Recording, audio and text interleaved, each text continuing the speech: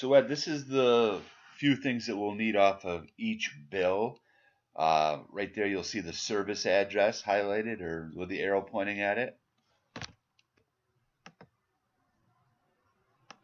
You're going to need the billing address right above that.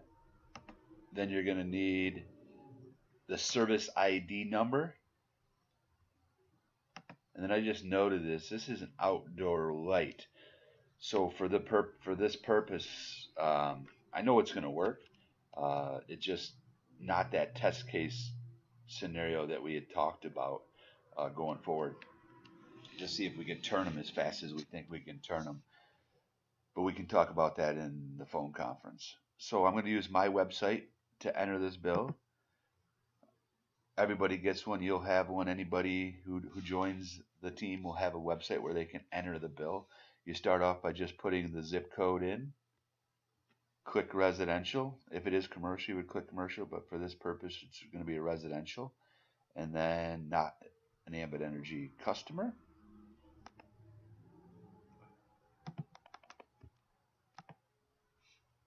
Let's go back. Hit show me my rates right there. Screen like this has popped up. You're going to click on service energy plans. This screen's going to pop up. You'll click on 5.5 Buckeye State. When you click on that, this will come up. Show you that you've selected that plan. You'll hit next. This will come up. This is if there's gas available at the place and you want to add gas to that bill. If you do, you would click view plans. For this purpose, we're just going to click on next. And then this is the screen that's going to come up. This guy's for personal information.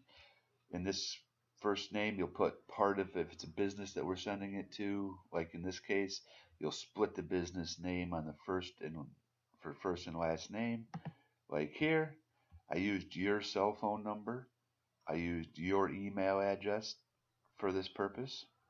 You're going to be the secondary contact on this account for these purposes, and we'll talk about this before I enroll it. Next screen you're going to see after you hit next there is it's going to ask for the service address. So you put that service address that I showed you in the above section. As you see there. And then as I showed you, you're going to need the service ID number. And then in this purpose, I added you as a secondary contact.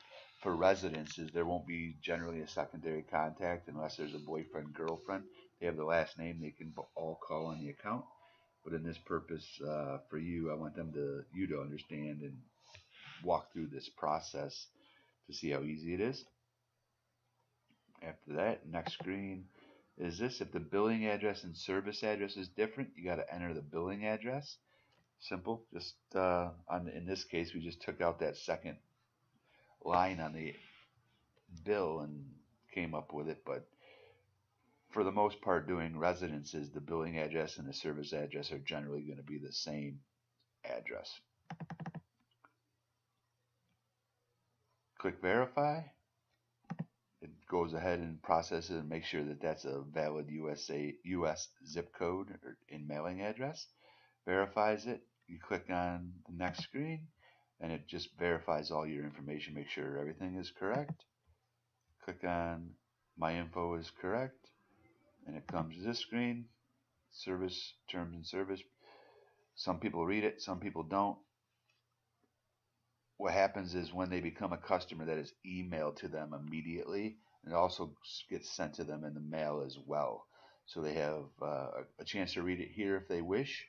They also have it mailed to them, and immediately an email is sent to them. All you would do is go over here, hit enroll. At that point, the next screen is, and I'm not going to hit that until we have a conversation, but the next screen that would pop up would be an account number. There's a phone number on that next page where you can go ahead and call to Ambit just to third party verify. Yes, I do want to become a customer. Yes, that is my email address. Yes, that is my phone number. That is my account number. Just basic information. And then you're good to go. That's it. I'm going to email this over to you now.